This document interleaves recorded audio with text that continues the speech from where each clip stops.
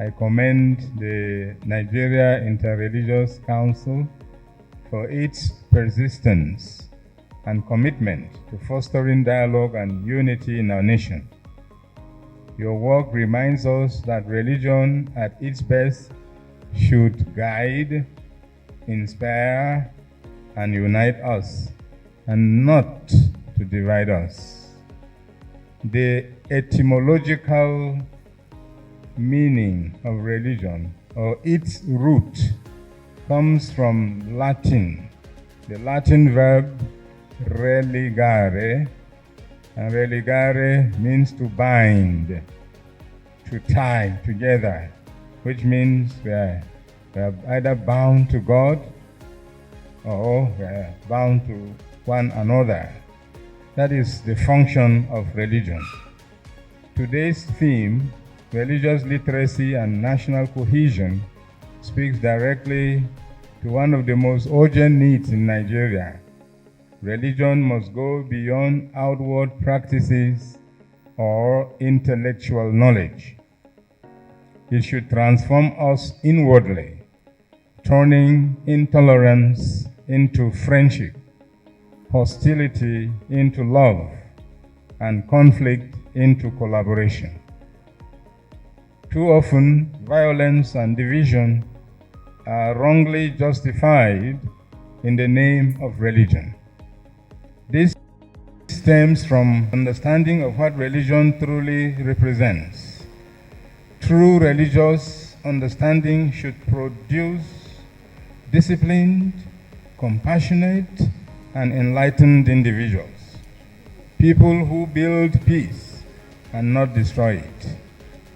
Religious literacy, therefore, is not just about knowing scriptures or rituals or traditions.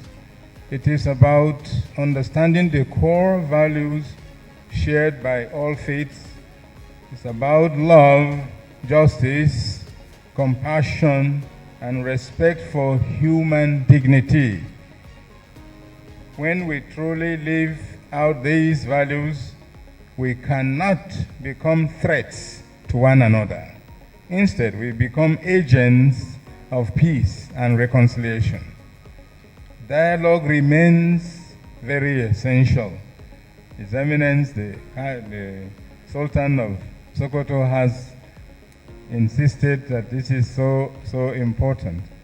And I want to tell you, we have been dialoguing since our days in Jos. He was in the National Institute of Policy and Strategic Studies when he was named a Sultan, and I happened to be there. I was a witness, so since that time we have been dialoguing and talking. So I'm happy that he has re-emphasized the need for dialogue and for the need for this NIREC to continue despite all odds. Conversations like this may not solve every problem immediately, but they help us rise above narrow perspectives and prejudices. They encourage us to listen, to learn, and to engage one another with openness even when we disagree. From experience, I have seen the power of dialogue. During my years in Jos, we brought together religious leaders, youth, and community stakeholders to address conflicts. Through initiatives like the Dialogue, Reconciliation, and Peace Center, which we founded, we created spaces where people could speak honestly and work towards peace. These efforts remind us that it is always better to light a candle than to cause the darkness. I urge our religious communities, both Christians and Muslim, to engage more constructively, especially behind the scenes. Instead of public confrontations that deepen division, let us choose quiet dialogue that promotes understanding. What do I mean by this?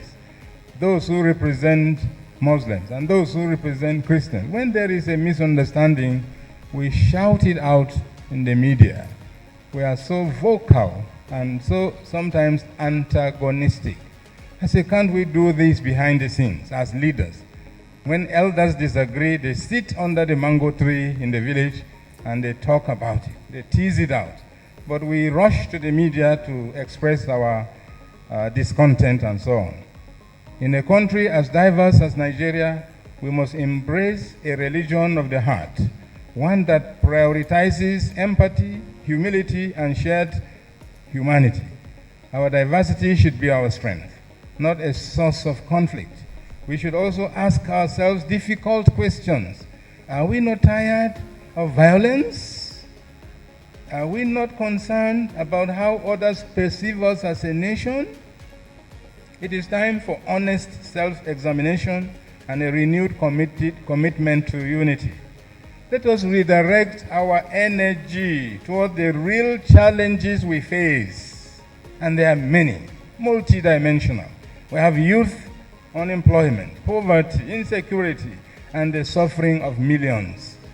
These are the issues that demand our collective attention as Muslims and Christians.